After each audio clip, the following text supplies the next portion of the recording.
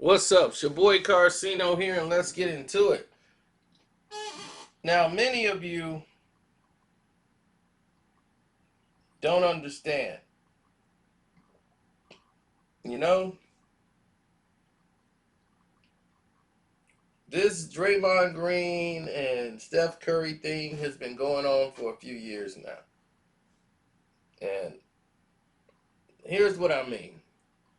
Because this is the truth behind the Steph Curry and Draymond Green beef. All right? This goes back to the beginning. That's the only way you're going to get something in clear understanding as to what, everything is going to. You have to go to the beginning of something. And shout out to all my Patreons. I know April, y'all said April hands down has been the best month. You know, I knew I had fire in March, but you told you weren't prepared, and I know. You got 2 shotgun blasts in one day yesterday. And I ain't done. I'm just finna now kind of take me down a little bit, and we're going to come back to that. So don't worry. But yeah, you guys got a lot to digest. Because it's going too fast. But yeah, you got some more explosions finna happen. Now, that was just to shut up the one idiot, like, you running out of material. I'm like, what an idiot. Now his mouth on the floor. So now, moving forward, let's go to this. In 2014, that's right, 2014, Mark Jackson was the head coach. Draymond Green and Steph Curry were side by side, and they were starting with Jack as the point guard. He was the point / 2 guard. Now, Clay was coming off the bench, and he wasn't getting as much playing time in crucial situations because he was still developing. So Steph and Dre had a bond early on, before anybody else really. Harrison Barnes, Draymond, and Steph. They had an on the court bond, off the court bond. They were silly. They hung out. Everything was good. And that's what helped them gel the very next year. Because the next year, Clay ends up, moving into the position where he was in the starting lineup. David Lee was gone. There was a lot of things changing from when Kerr took over. And when you saw the development happen in 2015, and they jump up from 50 wins to a 62 win team, it went from the bond of Dre and Steph to Clay and Steph. And they were nicknamed the Splash Brothers. Now, Dre didn't feel a certain way about that because Dre was close to all of those guys, even during the championship run. He was like the third Splash Brother, they would call him. He had very instrumental success, and everything ran through Draymond. So it wasn't like he was ostracized, and Curry did things to ostracize him during this run. They win the championship. Everything is wonderful in Dub land. Now, second season. Everything is thriving. Draymond Green is having a record season where people thinking he's the most valuable player on the team. They're winning like every night. People are like, what is going on here? Can anybody stop the Warriors? They end up winning 73 games in the regular season and break the Chicago Bulls regular season record for the most wins in a season. Now they're going into the playoffs. And then once they hit the playoffs, Everyone in the free world is looking at the playoffs as a whole different entity now. The playoffs has changed. You have a whole different environment happening, and people now are game planning to, beat the Warriors. Then Steph Curry gets hurt, and then they got to try to win it without Steph for a while and hope Steph comes back, and try to win these games. And Draymond stepped up.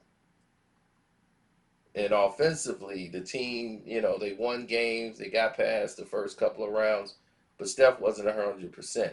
So Draymond was the guy who was the real glue and the factor in this whole series, even when they got to the championships and played against Cleveland. Now, after this was done, you know, like during this whole run, things were changing with the team. Things was changing between Steph and Dre.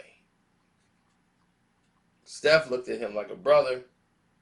Dre felt the press and the people around weren't really giving him the respect he deserved.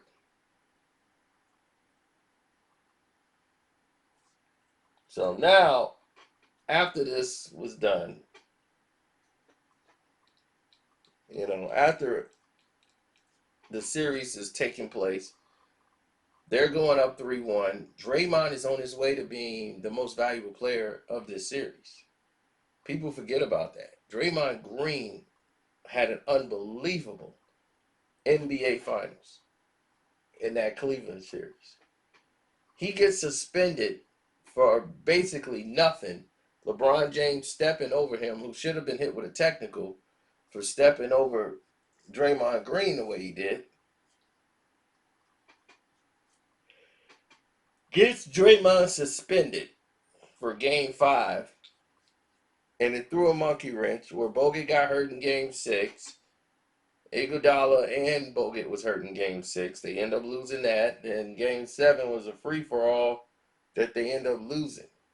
So they became like the first team to lose up 3-1 in the NBA Finals. It tarnished their whole season, and it just hung over their heads. Steph Curry was still not 100%, so he couldn't do the things that he normally was doing, so it affected him. And because of it, all these guys took it into the next season. But all of it fell on Draymond. If Draymond didn't get suspended, if Draymond didn't get suspended, if Draymond didn't get suspended. So it's like all the weight was thrown on Draymond Green's shoulder. And he kind of felt like no one really went to bat for him. Steph said it, in an interview, like, nah, we all lost as a team and blah, blah, blah. But it was like small as compared to how he would defend the teammates. If any type of criticism was going down, Dre was always the one to take up and be the vocal leader. Clay didn't really come up and defend him as much as he hung out with Clay during those first 2 years. And Steph didn't really come in and do that. And every time in the off season, Draymond would have something, Steph really couldn't be a part of it anymore or wasn't allowed to be. As Aisha started to come into the picture and become more vocal about him spending more time with her and away from the team. Like, he had his group of friends that he hung with that weren't the players. That wasn't Clay. That wasn't Draymond. And all she was doing as a wife was saying, you guys are single, you guys are wild, and I don't want my husband hanging out with y'all. And Dre didn't like the fact that the way she got rid of Roz Gold. And he blamed her for that. And was like, she a bitch. So it was on that nature, but it was a whole situation that was getting ready to implode. Steph is a married man with structure. He got kids. He got a wife. She's going to want his attention. He can't really go and do certain things. And Dre had to understand it. But then he saw that, Steph did this thing with Clay, and they did a whole special Splash Brothers, this and that. And it was supposed to be the Golden State Warriors and an interview session, and it turns into a Splash Brothers session. And that's when he was, man, I could have stayed home. They asked me like 2 questions. I could have answered that over the phone. If you want Clay and Steph, just say you want Clay and Steph. Why we all up here like we mannequins? So Kevin Durant is coming over to the team in the offseason. So that alleviates a lot of things that people didn't know what was going on. But the dissension was there then. So when Kevin Durant gets there, him and Draymond conversations are about the same. That Steph has to prove it. Steph didn't have a problem. Steph was like, okay, I want to win. If we get Kevin Durant, that's only going to help us, And everybody's, that's that ego with Steph and Clay. They're going to collide. That wasn't the problem. Draymond was the guy that was fueling that. And Kevin Durant and Draymond has that same bitter behavior, like that can't let stuff go. And they just caught it and stuck in their ways. So when those two went at each other, because them both had the same mentality towards everything, man, it's this media, man. They just be kissing up, man. We know you to go. And all that. Then when Dre mad at him, he called him a B. Man, everybody know you a bitch. So once that happened, then Durant gets into his mama boy feelings and he can't let it go. That's what you really think about me. Why am I here? I'm just going to do what I got to do and get out of here. But when they first won the championship, the second year they won the championship, Kevin Durant was fighting with the critics, as he still is now. And he's taking that out on his teammates because they write positive about Steph, but negative about Kevin.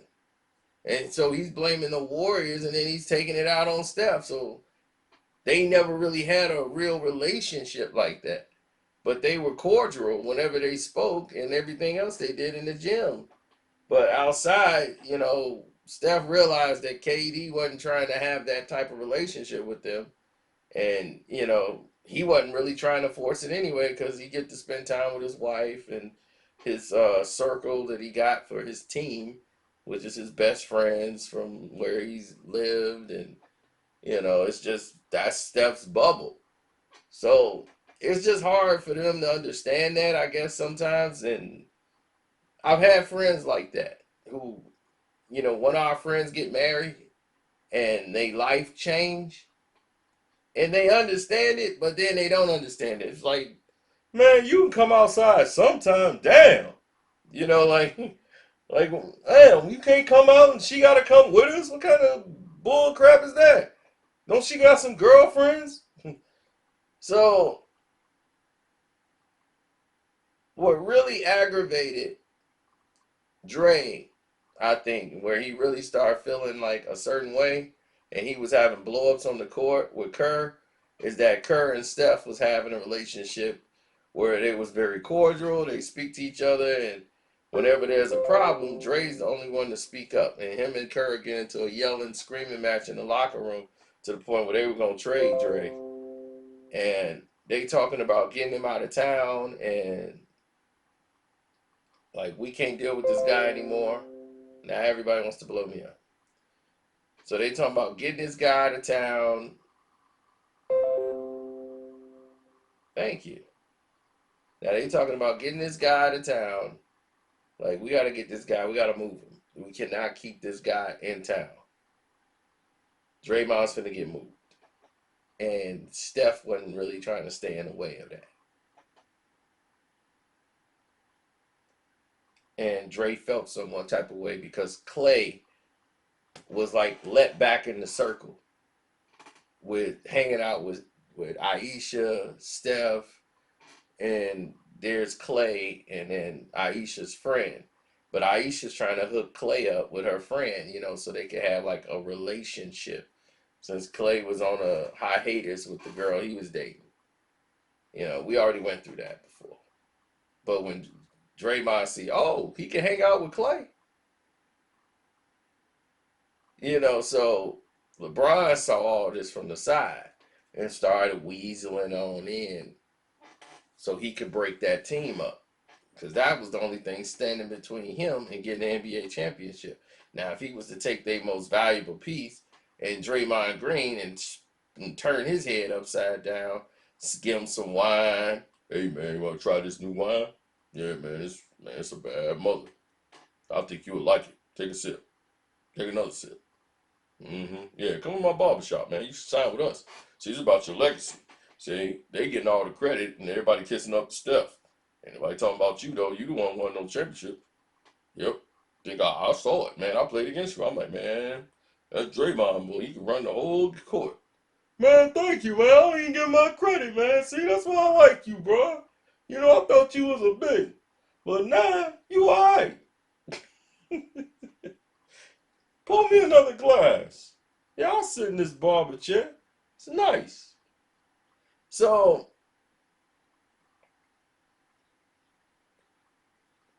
here was a chance for Draymond to really shine, and he didn't. And he wasn't shining. This has been a very struggling year. He's trying to enforce and coach other players on the team to be great. And at the same time, he's playing through injury. And he felt like he's not getting credit for it. So then he said, you know what? I'm just going to sit out. Like they were blaming him for the Kevin Durant thing. Why don't you shut up, Draymond? And he was like, you know what? I'm hurt. Why am I playing while I'm hurt? I'm going to sit out. So the whole chemistry was done at this point. And people didn't realize how broken the chemistry was with the Golden State Warriors. It was broken from within, and a person on the sideline who played for the Lakers went to 23. That guy got in the head.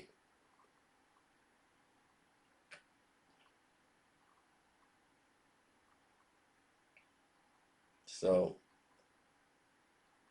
it's sad.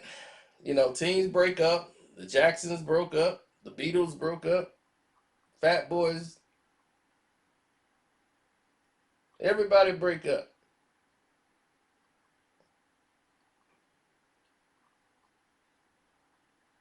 But we'll see. Will Dre and Steph be able to have that on court magic that they've had for all these years? Will they still be able to perform that, or will it all implode? Anyway, don't forget to donate and hit up the Cash App, or you can hit me up in the stream live by clicking the link in the description box. And if you want to join the Patreon, the link is in the description box also. The Casino for Life Patreon is on fire, and the podcast is cracking. Deuces.